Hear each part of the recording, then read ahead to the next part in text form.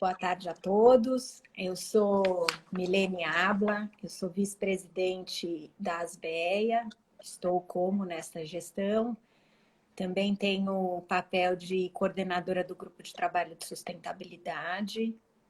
Estou envolvida com o grupo de sustentabilidade da Asbeia desde o seu início e sou coordenadora há alguns anos.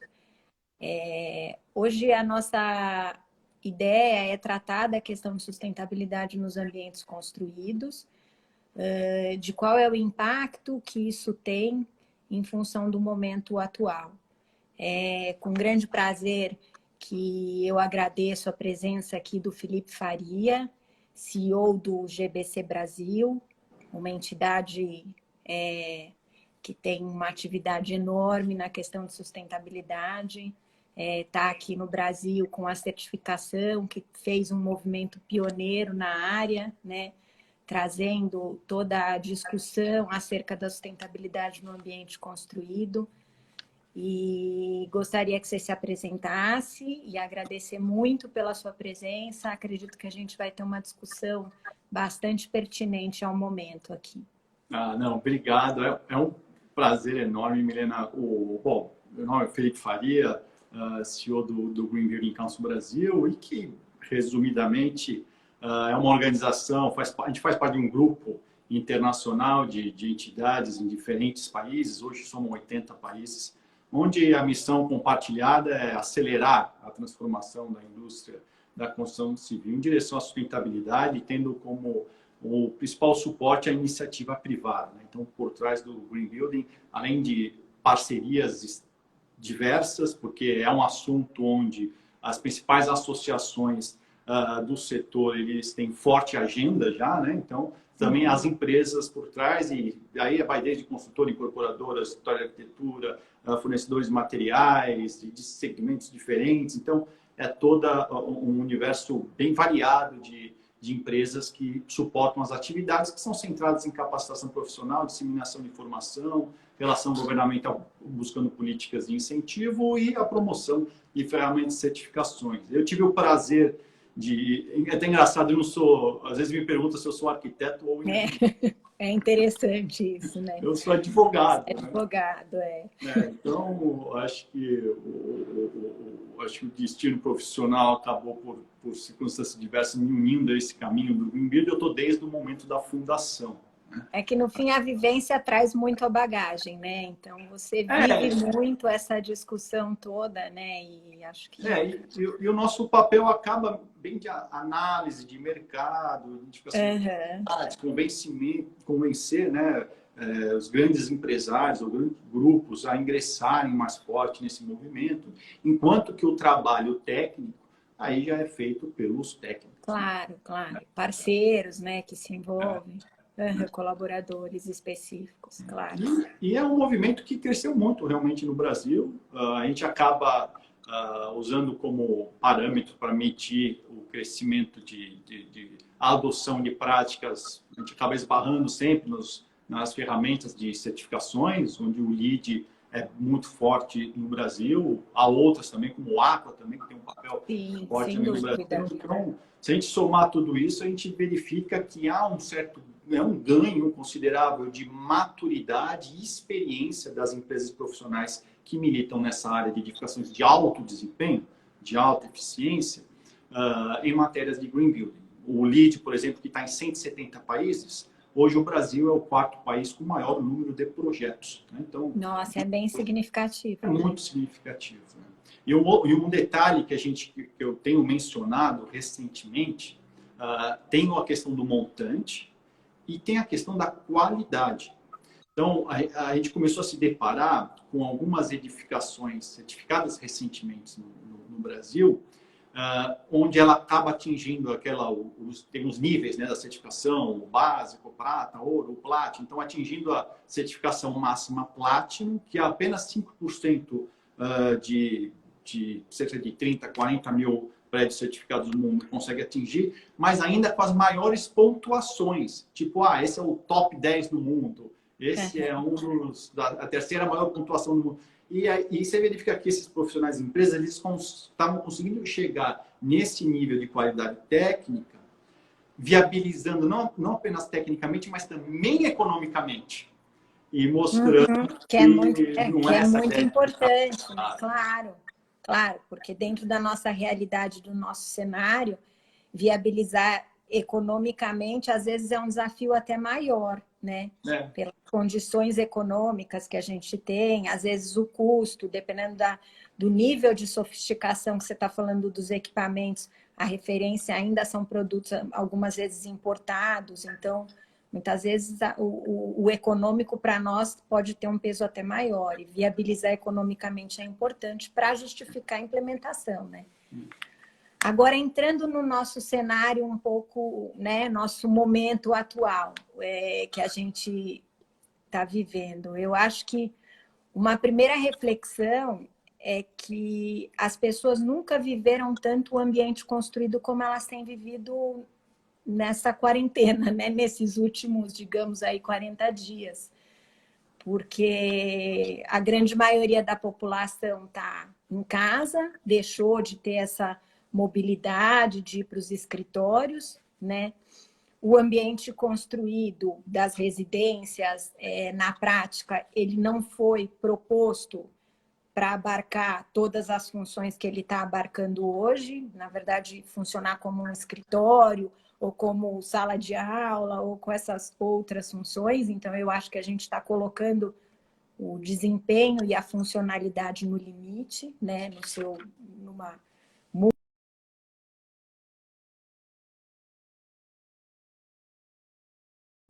que é dos prédios corporativos, dos escritórios, ou mesmo o comércio, né, que estão todos desativados, mas eles têm que continuar aptos para receber uma reativação a qualquer momento, porque também ninguém sabe ao certo, eles têm que se manter operantes, né? Tem uma série de equipamentos, tudo. Então, é uma grande conversa que o GBC vem fazendo, né? Recentemente, aí conversando com vários importantes players do mercado, né? Na área de facilities. Foi uma visão que vocês, assim, uma visão bem acertada que vocês trouxeram, né? De que essa operação continua. E aí vem, claro, que associado a tudo isso, a visão da sustentabilidade, né? Porque, no fim, a sustentabilidade, ela trata de desempenho, conforto, bem-estar. E toda vez que a gente estabelece um parâmetro de desempenho, de conforto e de bem-estar, ela está sempre associada a um uso. A hora que esses edifícios, eles mudam seu uso ou têm uma forma de operação inesperada, você acaba testando essas edificações, né? E isso são prédios que estão prontos, a condição de uso dele, ela está definida previamente, isso é uma coisa importante de ser colocada, né? Que a condição de uso, ela é definida lá atrás no projeto, que aí é o nosso papel, né? Como arquitetos ou como todos os outros especialistas envolvidos quando desenvolve um projeto, e a gente faz isso com as definições de uma incorporação, que vão como diretrizes para a construção, mas muito pautado por certificações, né? No fim, o que agrega valor, essa visão de sustentabilidade, é muito pautada por processos de certificação. Por exemplo, o LEED, como você mesmo citou, outras que tem aí disponíveis no mercado. Então, a primeira pergunta é como que você enxerga que esses edifícios que passaram por um processo de certificação, eles são mais aptos, eles conseguem, de uma forma melhor, atender essa demanda inesperada que a gente está tendo hoje, de um lado nas residências, uma demanda excessiva, e na outra, em comércio, prédios corporativos, num esvaziamento. Como que você enxerga isso e como que a certificação, os prédios, né, sustentáveis certificados colaboram para isso? Eu acho que talvez até começar a formular a resposta, começando, explicando, no nosso ponto de vista, como a gente tem visto o tema. Como o tema de conforto, saúde e bem-estar, ele vem transitando nesse movimento de Green Build. E aí, verificar que realmente, sim, esses prédios eles propõem condições melhores de enfrentamento as adaptações imediatas que temos que estar fazendo. Claro, tem muito na questão de fazer. A gente tem conversado com o pessoal, com a Cushman, com a CB Schreles, com empresas que estão prestando serviço de higienização, qualidade interna do ar nessas edificações corporativas, e a gente nota realmente que um trabalho exemplar em termos de deixar estar antevendo condições de segurança para a ocupação que está prestes a retornar, né?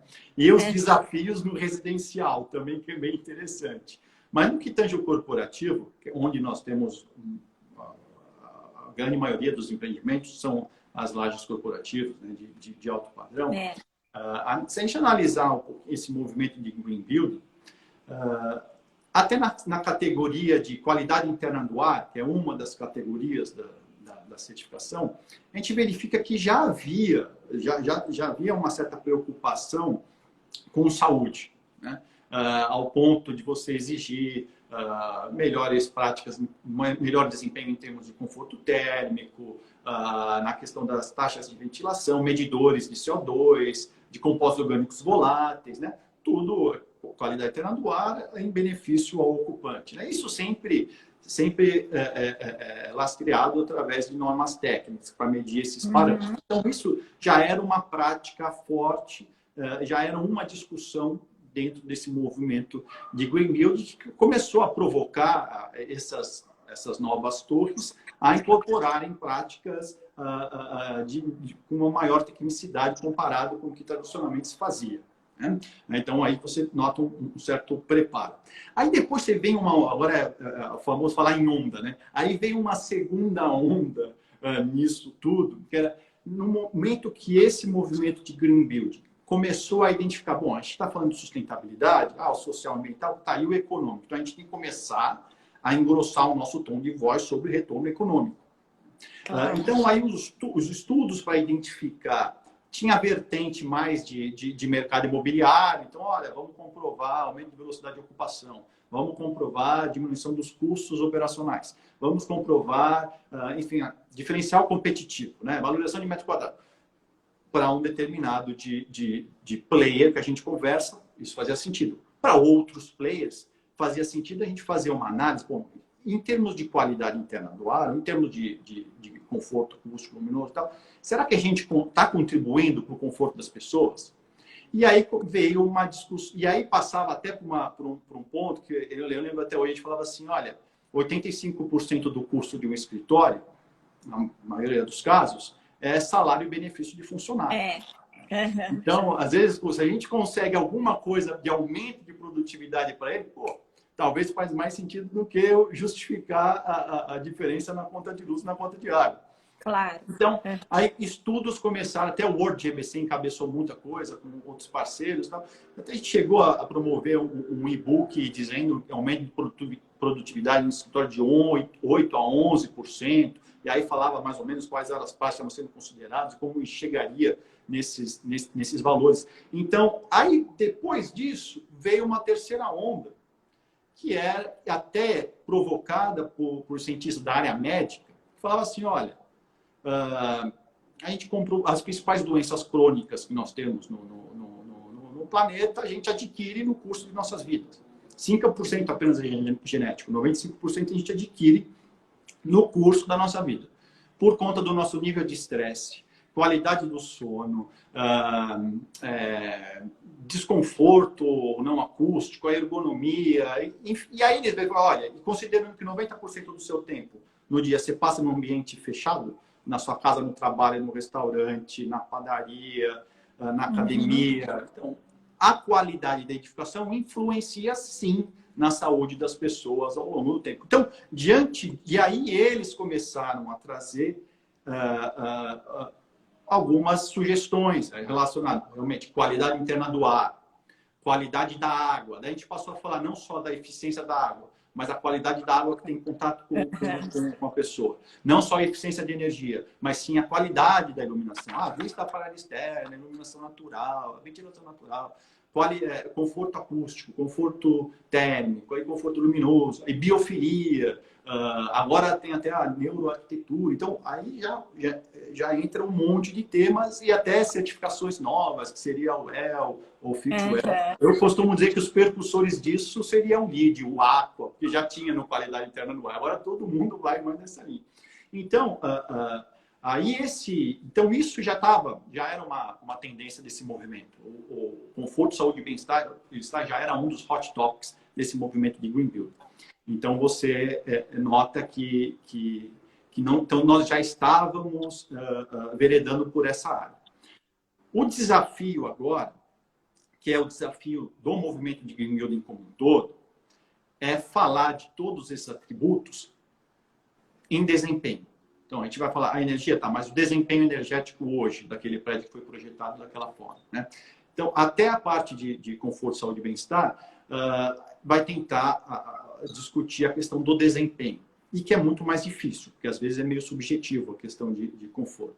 Mas já tem iniciativas e nós estamos... Mas quando você fala o desempenho em que sentido? Desempenho na eficiência do sistema ou desempenho... econômico, que desempenho, porque desempenho sempre foi medido por vocês. Você entende que a evolução no desempenho seria em que sentido? Por exemplo, a gente está agora trabalhando numa iniciativa com o World GBC. Isso começou há um mês, mais ou menos, antes da pandemia, que é o Plant Ascension.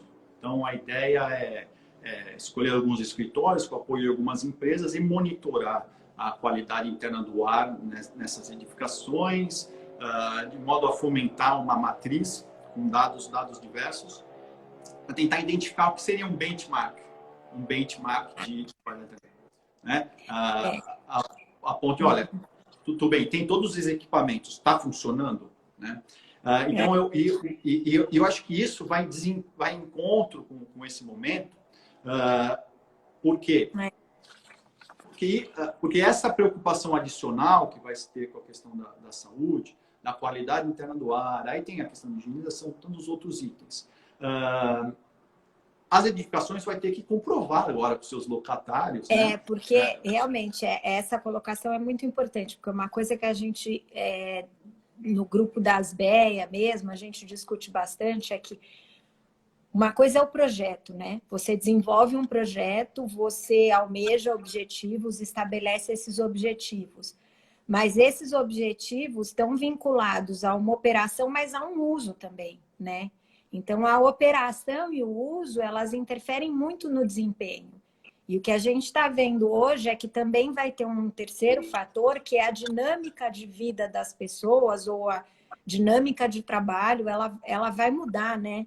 Então, esses dias eu estava vendo uma simulação de um escritório grande que trabalha com sustentabilidade internacional, que ele estava fazendo uma medição até na forma como as pessoas se movimentam dentro do escritório, evitando aproximação. Então, ele põe como se fosse uma câmera filmando e as pessoas têm que ficar um raio de 1 metro uma das outras.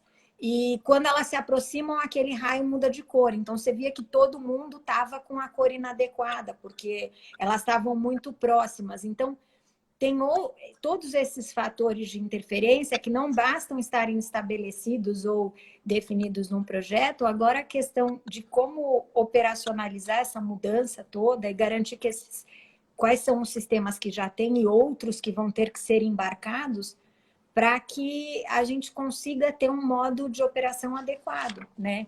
Dentro desses ambientes. Acho que é uma evolução, né? E a favor disso tudo, até um ponto que a gente vem discutindo, então o conceito de construções sustentáveis, ou green buildings, com prédios mais saudáveis, confortáveis e prédios inteligentes. Talvez isso tudo se comunica, né? Então, às vezes, até as práticas são as mesmas, né? Então, está tudo interligado. E a favor de tudo isso chega a inteligência artificial, né? Que está cada vez mais ingressando nessas edificações. Então, por exemplo, se a gente for falar como que esses prédios corporativos de alto padrão estão preparados, né? Até por uma questão de eficiência operacional ou eficiência energética, você já tinha sistemas de automação. Até automação, até em entrada, vamos supor assim, recepção. Vamos supor um prédio corporativo conectado com um shopping center, um fluxo de pessoa muito grande, uma grande torre e o lobby lotado, né? Isso não é bom ter um lobby lotado. Então, você já tinha um processo de automação de entrada. Que, por coincidência ou não, você até não precisava nem tocar mais na catraca. Então, às vezes, você recebe um QR Code, passa o QR Code, faz a leitura, abre a catraca. Você falar os elevadores com antecipação, chamar. Então, às vezes, você não precisa encostar em nada até chegar na mesa do colega que você vai visitar e vai conversar, vai ter a reunião, né? Então, tem em alguns prédios, né, até nas conversas que tivemos com algumas multinacionais de facility, né, você verifica que no ingresso, na entrada havia, até por infravermelho, identificação, a temperatura das pessoas. Sim, eu acho que isso é uma coisa que deve acontecer na retomada das atividades aí, alguns outros cuidados que vão aparecer. Né? E também, até você mencionou na questão de como que as pessoas se movimentam dentro da empresa. Eu tive a oportunidade de participar no começo do ano, junto com uma das maiores aí das empresas de ar-condicionado, e fabricante de ar-condicionado, e era uma reunião global deles, que foi em São Paulo, e o head de desenvolvimento de novas tecnologias estavam falando que já estão trabalhando com sensores no ar-condicionado para realmente identificar como que as pessoas estão se locomovendo nesses escritórios, mas para fazer a aclimatação de forma customizada também, né? Então, aquela sala está com tantas pessoas, então automatizar até aclimatar.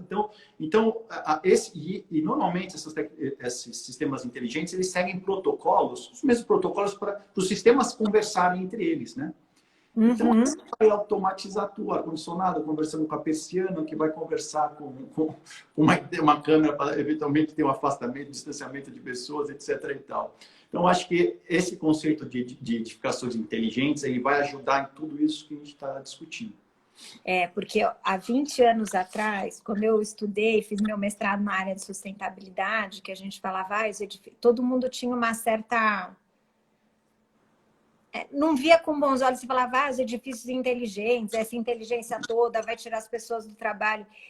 E o que eu vejo hoje, eu acho que esse movimento até do processo da quarentena e das pessoas precisarem da tecnologia para continuar, até para trabalhar, para se comunicar, o celular, nós que estamos aqui, né, fazendo uma conversa virtual, as reuniões de trabalho, tudo hoje se baseia muito em tecnologia. Então, eu acho que as pessoas elas tendem a voltar com uma proximidade maior com relação à tecnologia, mesmo por uma questão de idade ou até por uma questão de se apropriar da tecnologia, porque ela, no fim, é o que nos permitiu conseguir continuar minimamente as nossas vidas, aí manter uma dinâmica de trabalho, né?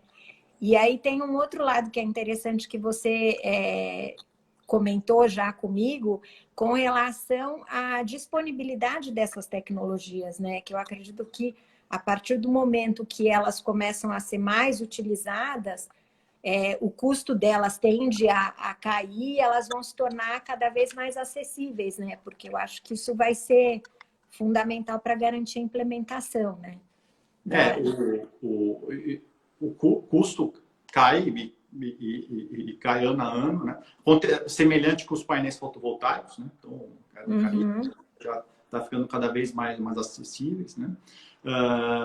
E tem um outro detalhe, que essas tecnologias também acabam tendo diferentes modos de modelos de contrato. Então, necessariamente você não precisa comprar hoje, você pode vir como prestação de serviço pelas empresas que administram ou atuam na questão de administração predial. Então, isso vai também facilitar o ingresso inclusive edificações existentes, né? A gente, dentro desse movimento de Green Building, nosso grande desejo sempre foi entrar no segmento de prédios existentes. Porque até por uma questão de missão, o nosso papel seria bem melhor cumprido se nós melhorássemos prédios ruins do que ter pontos de melhoras nos prédios bons, né? Independente que não chegue numa perfeição, mas houve uma grande melhora, talvez, em termos de planeta, em termos de economias, etc. e tal, a gente está dando uma entrega melhor aqui, mais importante aqui. E nós nunca conseguimos entrar nesse... Tem, sei lá, o LEED tem uns 200 prédios existentes e tal, mas ainda ficava naquela, é o prédio existente, mas localizado num business center do Brasil, porque ele está competindo com as torres novas, então tem que ter aquela modernidade de portfólio, né? Então teve alguns prédios icônicos, sim, também, certificado para sede do BNDES no Rio de Janeiro, é um deles, né? Mas nunca entramos em escala. E a gente fica aqui, o movimento passar a discutir desempenho de edificação e respeitar que o prédio existente ele não tem um budget para fazer reforma de tudo ao mesmo tempo, né? Então, um ano ele vai mexer no sistema de iluminação da garagem, no segundo ano ele mexe em elevadores, quando ele vai trocar o ar-condicionado ali, já faz tudo de uma vez. Então, são melhorias gradativas e que, através do desempenho, a gente pode ir medindo essas melhorias, né? E certificar o desempenho. E ainda tendo essa oportunidade desse ingresso de tecnologias, né, via prestação de serviço, facilitando aí que esses prédios, que às vezes você tem uma certa burocracia em aprovação de budget para a reforma, então você consegue se adequar aí ao modelo de negócio. Então a gente acredita que também isso vai entrar mais forte no prédio existente, porque agora é uma necessidade também. Exatamente, porque provavelmente para eles continuarem a operar e atender os usuários, eles vão acabar sendo quase que condicionados a iniciar esse movimento, mesmo que seja de uma forma gradativa ou elencando itens que são mais importantes para esse momento, mas acho que é um movimento que tende a acontecer, né? Que vai ter que acontecer. E eu acho também, até de umas conversas que eu vi que vocês tiveram no GBC, com o presidente da Accor, com relação à questão das operações na rede hoteleira, quer dizer, criar condições de demonstrar a transparência e os sistemas de operação, a higienização dos sistemas, as condições de operação. Porque eu acho que uma tendência é todo mundo voltar para os ambientes muito receosos, né? Receosos de convivência, receosos de como utilizar novamente, então, os edifícios, ninguém vai querer muito tocar, né? Então, assim, alguns sistemas talvez sejam preteridos a outros, sistemas de torneira que você não precisa pôr a mão, elevador que você não tem que fazer chamada, elevador com os chamados ADCs que a gente tem hoje, com elevador com antecipação de chamada, sistemas de ar-condicionado. Então, o que você vê nisso tudo? Quer dizer, criar uma transparência, demonstrar mais para o usuário a forma como as operações são feitas, Facilities vai se reforçar nesse momento, vai ter que criar outras formas de demonstrar o que eles têm feito. Eu me impressionei com as conversas com o pessoal de Facility. Acho que já estavam num processo de capacitação profissional contínua, até pela demanda de novas tecnologias entrando nessas edificações corporativas. Você já tinha essa necessidade e mostraram um certo preparo em adaptações emergenciais aí no curto prazo, que foi nesse momento, né? E até a conversa com o Paulo Mâncio da Accor, né? Então, a expectativa, esse o cliente do varejo, ele vai estar mais crítico. O cliente do hotel, ele vai estar mais crítico, né? O cliente das lajes corporativas estarão mais críticos. E todos esses segmentos, já estavam passando por um processo que é, por exemplo, varejo, tá? Como hotel. Como que o hotel ele enfrentou a batalha com o Airbnb, por exemplo, trazendo experiência no hotel. Então, as pessoas não iam para o hotel apenas para se hospedar. Então, ou o hóspede, ele não tinha apenas um quarto como um serviço no hotel. Então, você tinha essa questão de experiência diversa, show, música ao vivo, numa praça, um ambiente de convívio público estimulado aí, com pessoas diversas e as trocas tendo aprendizado. Então, você tinha esses ambientes de convívio já. Hoje, uma grande loja de varejo não é apenas chegar lá e comprar o mesmo produto que eu posso comprar mais barato pela internet. Mas a experiência que eu tenho no receptivo, na loja, então, estava todo mundo se moldando para essa questão da experiência. E a experiência, que eu não, exige um contato e interação humana, né? E outra, eu não consigo ter uma boa experiência se o ambiente é desagradável ou está desconfortável. Então, esses conceitos já estavam se conversando, de saúde, bem-estar, conforto, e tal, e os projetos já estavam considerando isso. Então, uma das grandes administradoras de condomínios, eles estava falando, olha, já era uma tendência muito forte nas grandes torres corporativas, esses ambientes de troca, esses ambientes de convívio, até como uma garantia para reforçar os nossos locatários a reterem os melhores talentos, porque isso já era uma necessidade das novas gerações, né?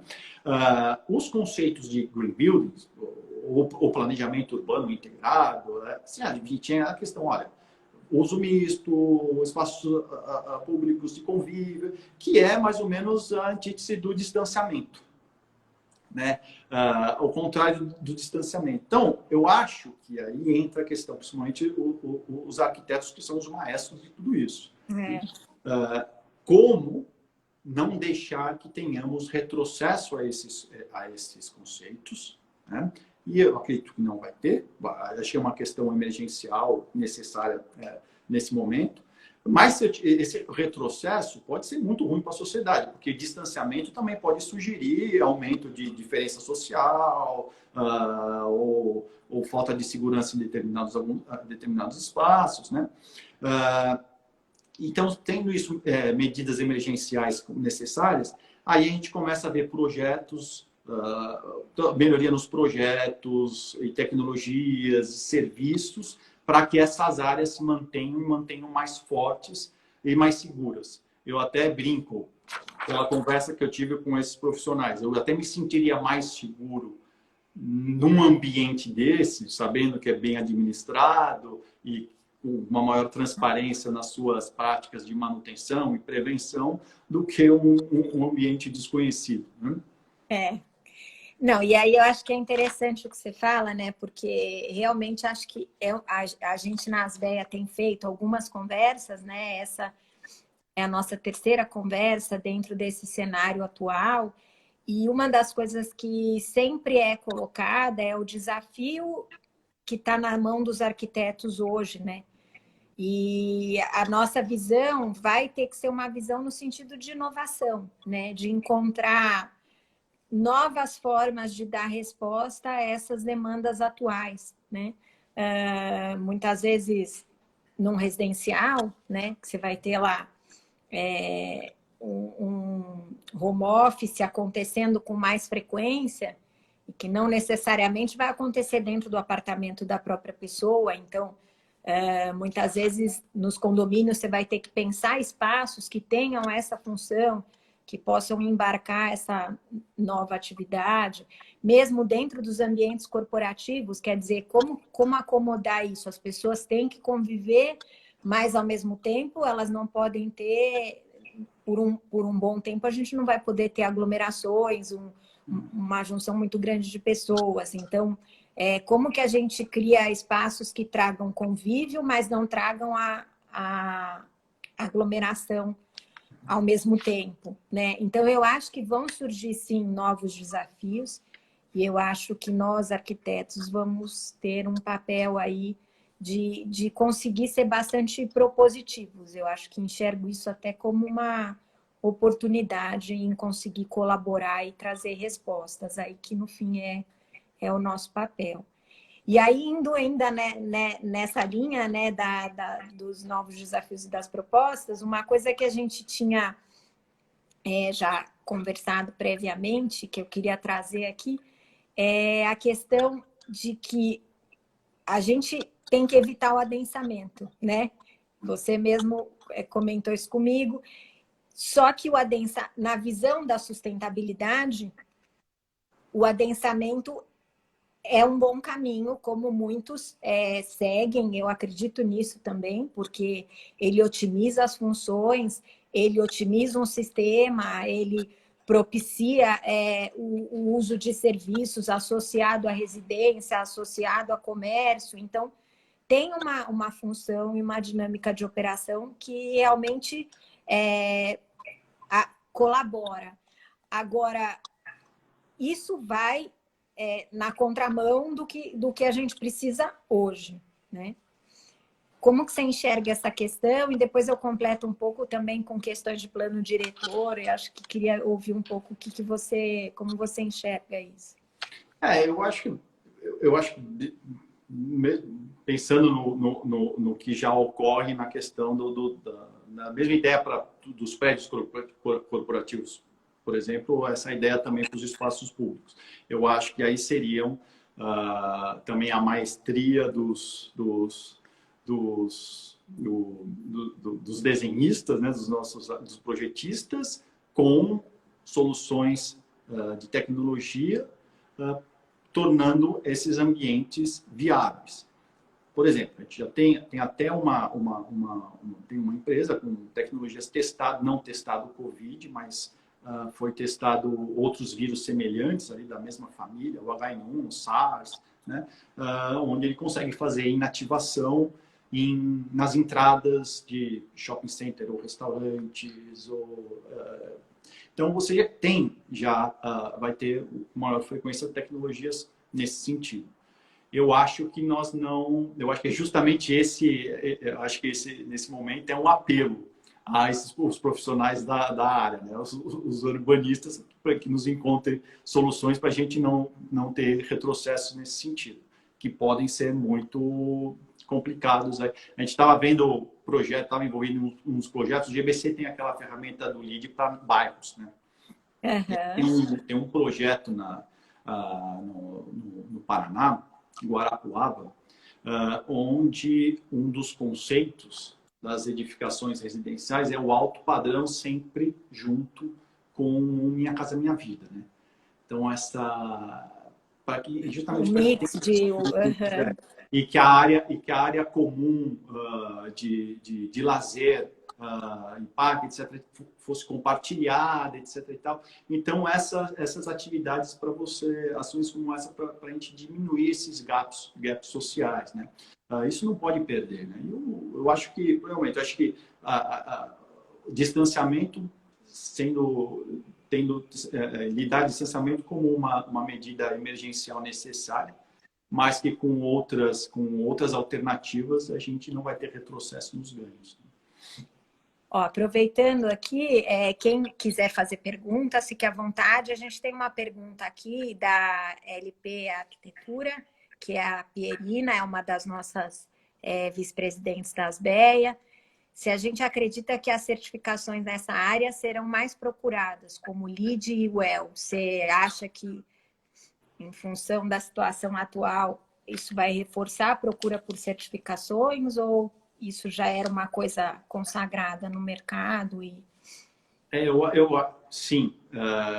Já estava tendo uma demanda, principalmente na questão do conforto, saúde e bem-estar, nos grandes escritórios. Mas só essa semana já recebemos alguns e-mails de pessoal que estava fora desse grupo de empresas, né? Que é acostumada a ter o contato com o GBC, questionando essas oportunidades de WELL, FitWell, ou até a certificação para interiores comerciais, né? Então, acho que design interiores vai acabar convivendo um pouquinho mais com ferramentas de certificação. E aí tem uma outra questão, depende muito de políticas públicas. Da Ana Rocha Melhado. Ana Rocha Melhado é do nosso grupo de sustentabilidade das BEA também, é consultora da Proactive. Depende muito de políticas públicas para alcançarmos este uso misto econômico e social.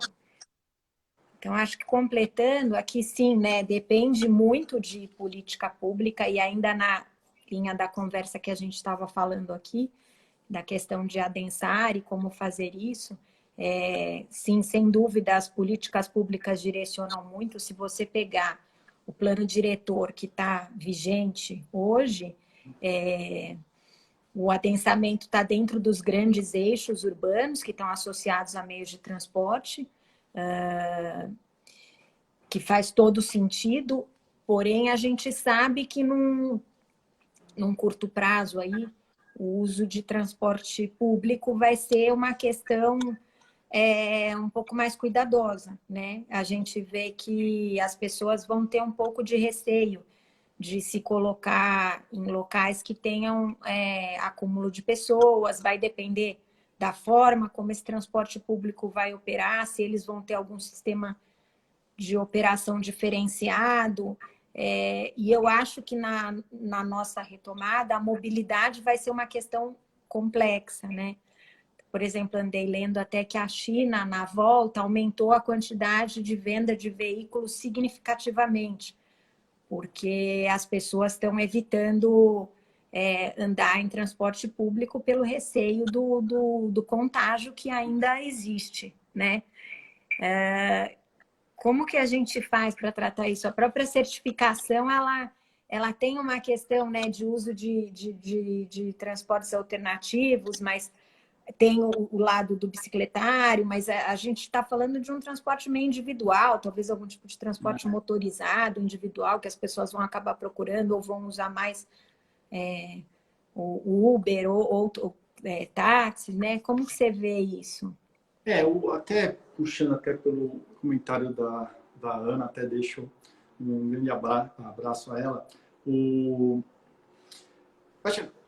Nesse caso que eu comentei, por exemplo, desse projeto no Sul, em Guarapuava, é iniciativa privada. Então, a gente acaba tendo um pouquinho mais de acesso com iniciativa privada. Ali, já abre as portas, que ficaria para uma segunda agenda, da gente discutir com a prefeitura que está apoiando ali uma ideia de política pública para ela disseminar isso para o contexto do município. Uma coisa que a gente está sentindo é que esse movimento ele está ficando mais próximo ao poder público. E a gente está começando a ter um pouquinho mais não diria credibilidade, mas oportunidade de conversar com o poder público de uma forma um pouquinho mais técnica e aquela proposição que você sabe que vai sair, né? Imagina, a Lisbeth já deve ter conversado de assuntos diversos, de municípios diversos, bota esforço nisso e de repente não sai nada. Recentemente nós tivemos também uma experiência incrível com o governo do estado do Paraná na criação de um programa interno para escolas, iniciou com escolas públicas autossuficientes em energia. E depois virou para prédios públicos autossuficientes em energia. Então, ali, por exemplo, foi feito já o governo já fez uma estruturação financeira garantindo a oportunidade de transformar 212 prédios públicos em prédios autossuficientes em energia. Alta eficiência energética, gestão eficiente da energia, aí tem os consumidores mais conscientes, né? E produção de energia renovável on-site. Então, painel fotovoltaico na cobertura. A maioria são escolas públicas, vasta maioria, mas em um município específico entrou a sede da prefeitura, a sede da Câmara dos Vereadores, 6 instalações de lazer, que é parque público e ginásio esportivo, uma unidade de saúde e o aterro sanitário da cidade. Então ali você já vê aí isso vai para 7 municípios. Um dos municípios, que é Cascavel, já falou, vem para cá, agora a gente vai discutir com o prefeito política pública de incentivo para a iniciativa privada e pública e tal. Então a gente está começando a sentir um pouquinho mais de ingresso no poder público. Aham. Inclusive, nós fizemos uma revisão de planejamento estratégico no ano passado, com uma multinacional, até ajudando todo o processo de consultoria. E a conclusão era que, para a missão da GBC, a gente... Felipe, só repete para a Sanches, ela pediu aonde foi isso, que a internet dela falhou, em que prefeitura? Ela só queria que você recapitulasse. Ela entrou agora. O projeto dos prédios públicos com o governo do estado do Paraná, esse primeiro piloto, ele engloba 7 prefeituras. Balsa Nova, Cascavel, o que eu mencionei do interesse em partir para políticas públicas é Cascavel. Cascavel, São José dos Pinhais, Foz do Iguaçu, Paranavaí, Fazenda Rio Grande e a 7ª... Esqueci a 7ª. Mas, enfim, então, já deu Maringá, cidade do município de Maringá. Então, a maioria são escolas públicas, todos são escolas públicas em 6 municípios, apenas em Balsa Nova, que engloba outros prédios públicos, e também a iluminação pública. Então, você vê, foi um memorando de entendimento com o governo público, mas com projetos concretos, né, que vão sair do papel, e tem várias correntes ali junto com os órgãos públicos diversos para que isso não saia do eixo, né? É algo muito interessante, que até eu tenho a oportunidade de conversar com as MEAs sobre isso para tentar fazer no Estado de São Sim, a gente já falou isso. Paulo. Precisamos desenvolver alguma coisa, acho que é muito importante. Sim. E... Porque eu acho que o caminho é, sem dúvida, a gente sempre falou isso, eu acho que essa é uma boa oportunidade, porque todas as edificações vão passar pela mesma situação, e o poder público também vai ter que, de alguma forma, requalificar ali seus ambientes, atender essas demandas. Então, eu acho que é um bom momento, mais do que nunca, para a gente usar os prédios públicos e o poder público para servir de exemplo, né? Para realmente mostrar o caminho do que deve ser feito nesse momento, né? Acho que até é pertinente eu mencionar isso com a Asbel. Se a gente analisar todo esse movimento pelo Green Building, que a gente tem um pouquinho de acesso a esse número de, sei lá, 1.600, 1.700 prédios em processo, uns 600 já certificados, 600 certificados. Onde sustentabilidade, isso é fato. Quando as pessoas escutam sustentabilidade, linka a palavra ou termo com responsabilidade social ambiental. Às vezes apenas. Às vezes sempre esquecemos de lado a questão econômica, que faz parte desse tripé da sustentabilidade. Então, esse é um problema. Toda hora a gente ouvir sustentabilidade e pensar apenas em meio ambiente. Isso não dá. Então, e a gente sempre vai no nosso diálogo, sempre enfatizando a questão econômica, propositalmente, de forma proposital, por conta dessa situação. Então, a gente consegue encontrar viabilidade econômica até estufar o peito e falar, olha, não só viabilidade econômica, mas eu posso falar que isso e comprovar que isso é o melhor modelo de negócio para o mercado imobiliário. E isso nasce aonde? Nasce no projeto. Então, é comprovado. A gente conceder esses 600 prédios, acréscimo de custo de construção de 0%, às vezes não tem acréscimo, no máximo 5%. Aí essa variação, o que é tecnologia, se um prédio é o Aqua básico, ou Aqua excelente. O nível de sofisticação que você quer dar para o negócio, né? Exatamente. E pior que, na verdade, é o desempenho. E pior que não é meramente a tecnologia. Porque a gente verificou também que essa variação dependia do nível. O que era prioritário? Até tem uma obra, Retorno Econômico dos Green Buildings, o verdadeiro custo dos Green Buildings, é uma obra traduzida, é um escritor americano traduzido pelo Secov, e acho que está na página do Secov esse livro. Ele mostra o seguinte, na verdade é o quanto antes você inicia com as estratégias e a experiência das equipes envolvidas em projetos. Então, é o quanto você investe em projeto. Isso é muito importante. O quanto você considera o arquiteto, os demais projetistas e experiências de mercado, né? E o quanto você investe nisso. E aí vem essas tecnologias de BIM, por exemplo, então, que consegue melhorar essa conexão entre equipes, né? E essa integração de todos os projetos, dos diversos sistemas de uma edificação, facilitando esse processo de colaboração. Então, a gente começou a verificar, por conta disso, projetos que viabilizavam a gente sonhar num prédio autossuficiente em energia no Brasil, com viabilidade financeira.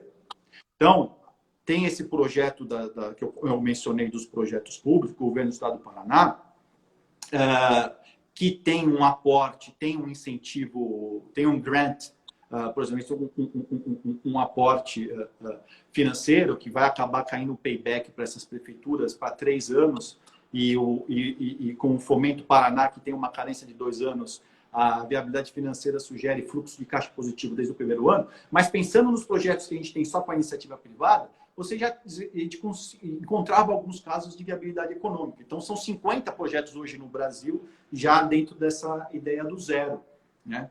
Então, é viabilidade econômica pelo projeto.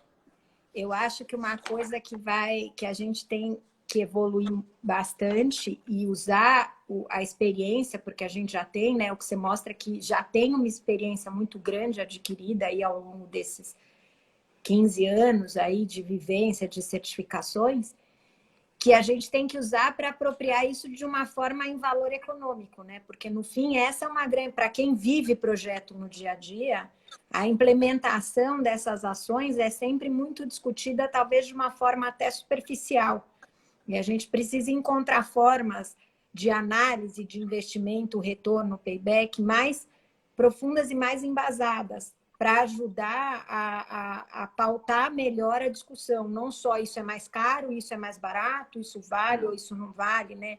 Eu acho que as decisões têm que ser tomadas de uma forma com uma visão mais abrangente e embarcar essa experiência. E talvez essa é uma discussão que a gente possa ter, agregando a experiência de vocês para a gente conseguir as BEA trazer para o projeto esta vivência de uma forma talvez até mais sistematizada, pensar como que a gente pode... Eu acho que esse é um desafio nosso agora nesse momento, porque isso vai ser necessário cada vez mais, né? Até por tudo que a gente falou, de embarcar novas tecnologias, agregar novas funções, atender novas demandas de operação. E eu acho que a gente encontrar formas de sistematizar isso baseado na experiência que já se tem, poderia agregar muito às discussões, assim, de uma forma mais profunda. A gente sair de um nível muito superficial, principalmente eu falo nas discussões de projeto, na hora de pautar as decisões, né? Conseguir pautar com embasamento melhor. Nós estamos chegando no fim, a gente tem mais 5 minutos. Eu queria saber se você quer fechar, fazer alguma fala para poder fazer alguma colocação. Eu acho que a ideia, o fechamento era enaltecer realmente o papel dos arquitetos nesse processo.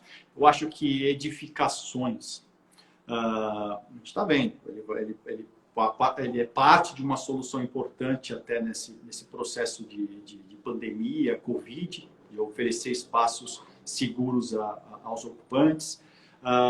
Ele pode... E eu acho que assim, o importante é a gente, dentro de uma visão sistêmica, encontrar os argumentos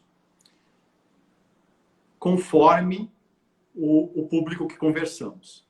Então, por exemplo, a gente pode falar sobre sustentabilidade construção sustentável do ponto de vista ambiental. Então, eu posso fazer justificativa diversa o quanto que isso contribui para a redução de uso de recursos naturais. Quanto que contribui isso para diminuição de emissões, né? Mudanças climáticas, né? Ou eu posso simplesmente usar todos esses argumentos para falar sobre resiliência. Então, eu não entro numa discussão se há ou não há mudanças climáticas por questões da ação do homem, mas há um consenso que há mudanças climáticas. Então, medidas de resiliência são necessárias, porque todo mundo vai sofrer com mudanças que estão ocorrendo, né? Então, a gente pode discutir como resiliência. Ou, até no ponto de vista de órgãos públicos, já que entramos na parte de governo, né? Se a gente quiser usar apenas eficiência energética, a gente verifica que 51% de toda a energia elétrica produzida no Brasil é consumida em edificações públicas, residenciais, comerciais. 51%. O plano decenal de energia, de crescimento econômico do Brasil mostra, olha, se a gente crescer uma média de 2,8% até 2027, o plano é de 2017, a gente vai precisar de gerar 48% a mais de energia elétrica, né? Então, olha a contribuição que esses arquitetos, todo mundo envolvido nesse movimento de edificação, considerando que 51% da energia elétrica é consumida nas edificações e com muita facilidade, com total viabilidade econômica, a gente consegue reduzir drasticamente isso, que a gente consegue hoje já projetar, construir, operar edificações autossuficientes em energia, desde que a gente valoriza ali o projeto, seja mais profissional na definição das estratégias, né? Então, o quanto que isso pode colaborar para a agenda econômica do país, né? Sem contar de capacitação, ingresso de tecnologias. Então, eu acho que o recado que eu gostaria de deixar é para os profissionais, né, que vão estar apresentando o projeto, tentar ter um momento aí de reflexão e identificar os melhores argumentos de acordo com o público que vai estar conversando, que com certeza vocês vão vender os melhores projetos. Sem dúvida, é para isso que a gente trabalha. Queria mais uma vez agradecer a sua presença aqui, sua dedicação, dedicando seu tempo aqui para dividir conosco toda a sua ampla experiência nessa luta diária aí da sustentabilidade. Falar que a Asbeia está com uma série de ações, então essa é a nossa terceira live que vem tratando do momento atual. A Asbeia também está com uma frente institucional junto a órgãos públicos, falando e dialogando em nome dos escritórios de arquitetura, nessa condição aí que nós estamos, que traz uma série de desdobramentos, então como manter os escritórios, quais são as dificuldades que nós estamos enfrentando. As empresas parceiras também estão aqui fazendo lives, o canal está aberto para as nossas empresas parceiras e associadas da Asbeia. Então, nós estamos aí num movimento diário e contínuo dentro dessa realidade que estamos todos vivendo. Os grupos de trabalho da Asbeia também estão atuantes. Continuamos aqui no nosso dia a dia. Esperamos poder ajudar a todos e ao setor. Esse é o nosso objetivo nesse momento. Um abraço a todos. Vamos seguir em frente aí, buscando novos caminhos e novas descobertas. Certo, Felipe? Obrigado. É isso aí. Abração, muito obrigada pelo seu tempo e pela sua troca de informações conosco. Vamos Obrigado. Em frente, muita coisa ainda para fazer, né? Muito. Vamos lá. Abraço, tchau, tchau. Abraço. Tchau, tchau.